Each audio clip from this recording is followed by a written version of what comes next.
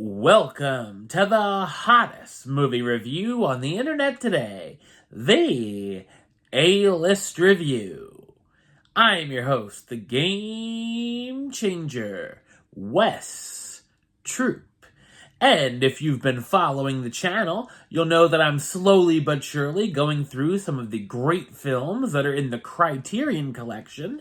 And this time, we're going to take our mint-flavored time machine back to the year 1967 and look at the Best Picture winner from that year. That's right, this is spine number 959 in the Criterion Collection. My review of the 1967 drama, In the Heat of the Night, coming up now.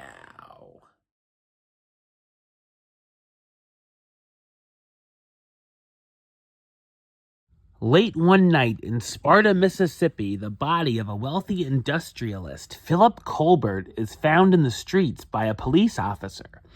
The officer finds Virgil Tibbs, a black man with a fat wallet, at a train station and believes he's a suspect. When Virgil gets to the police station, he reveals he's a homicide detective from Philadelphia, and there's been a big misunderstanding. Tibbs's boss tells him to stay in Sparta and work alongside their police chief, Bill Gillespie. While the two aren't happy about working with each other, they try to solve the murder as tensions rise around town when the racist locals see Tibbs is on the case. So what did I think of In the Heat of the Night? I thought it's a fantastic neo-noir mystery drama. The film is based on John Ball's 1965 novel of the same name. It's directed by Norman Jewison, who's also known for directing films such as The Cincinnati Kid, The Thomas Crown Affair, Fiddler on the Roof, Jesus Christ Superstar, Moonstruck, Other People's Money, and The Hurricane. In the Heat of the Night opened on August 2nd, 1967, to much praise from critics and audiences alike. The film is filled with a number of very powerful scenes as the black hero stands up to the racist white locals in the town. While Tibbs just does normal everyday tasks, doing those tasks back then shocked the Southerners.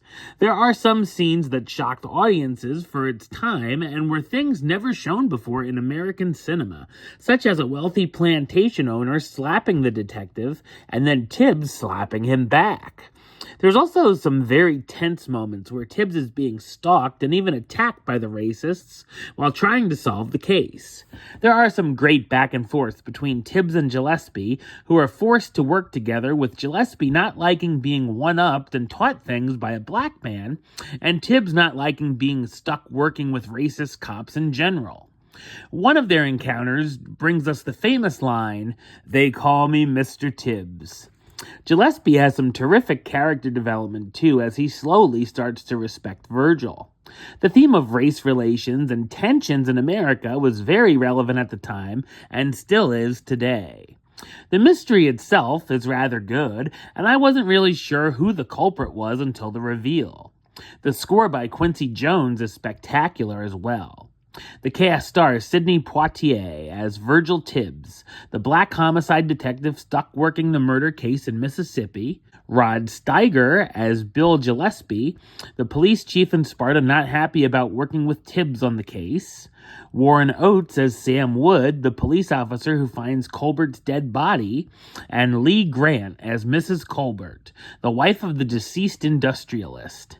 In the Heat of the Night was nominated for 7 Academy Awards, including Best Sound Effects and Best Director for Jewison, and won 5 Oscars. Best Sound, Best Film Editing for Hal Ashby, who would become a director, Best Adapted Screenplay, Best Actor for Steiger, and of course, Best Picture.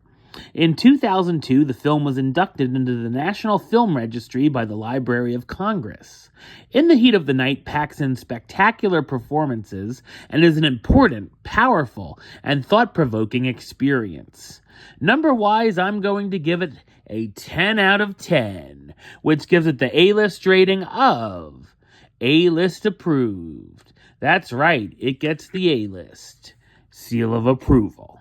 Alright, well that's the show. I'll be back with another review very soon. But until then, don't forget to like, comment, and subscribe right here on YouTube.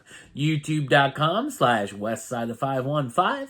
Like the show on Facebook, Facebook.com/WestTroopaList.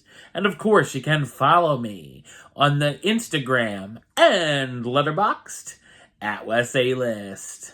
Until next time, Troop out.